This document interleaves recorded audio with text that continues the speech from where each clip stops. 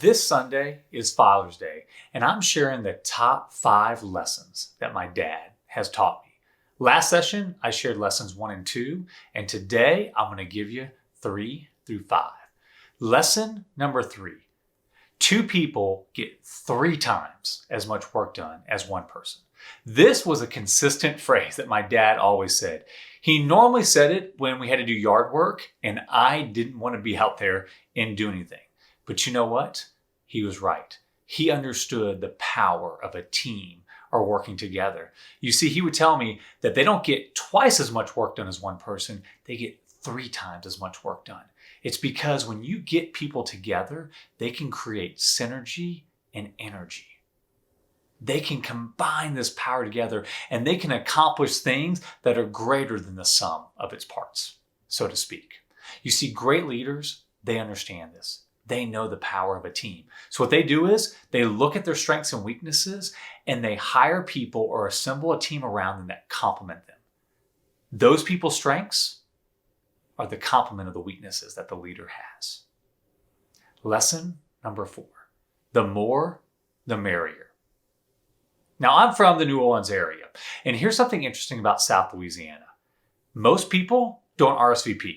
Now, they might for a wedding because that's more of a formal event, but if you're throwing a party and you want to know how many people are going to show up, you will probably not have a good answer because you see, they won't RSVP, and many times I've seen this happen. They show up and they bring 3 or 4 extra people. It's the reason why my mom always cooked for double the amount of people that she thought was going to be there. Now, my dad, he's a good Louisianian. He loves people and he loves to have fun. But you see, my dad, he doesn't have preconceived notions about people. He genuinely wants to get to know them and is interested in who they are. And great leaders, they understand this. They understand the power of hospitality. You see, if you come over to my parents' house, my dad and my mom, they will make you feel welcome. They will make you feel a part of the family, even though you just met them. And that's what great leaders do. They create team environments that are emotionally safe places where people feel welcomed and appreciated. And it's in these environments where most people thrive and do their best work.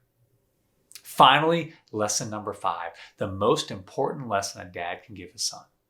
I love playing sports and I'm ultra competitive. I'm also my own worst critic. I tend to beat myself up after playing sports. I played 4 sports in high school and 1 sport in college. I am so thankful that especially on those nights when I didn't play well, that my dad never berated me. He never made me feel less of a person or less important because of my performance or the lack thereof. He always asked me one question: Shawn, did you give it your best shot? Did you try your best? And if you gave 100%, you can live with the outcome. And then, I don't want you to miss this, he always told me, I believe in you. You see, my dad's love and his belief in me, it wasn't conditional. It never wavered, even to this day. He gets excited at the new ventures that I take on, and he always reminds me that he's proud of me. Great leaders understand the power of belief. You see, people are walking around hoping, longing for someone to believe in them. That just might be the catalyst they need to be effective and productive. If you want to have powerful influence, make sure the people around you know that you believe in them. All right, here's today's game plan. I want you to look over these top 5 lessons, the ones that I shared today and the ones that I shared last session.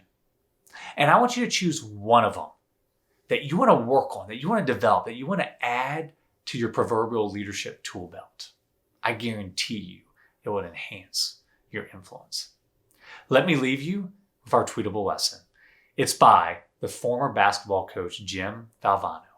My father gave me the greatest gift anyone could ever give another person. He believed in me.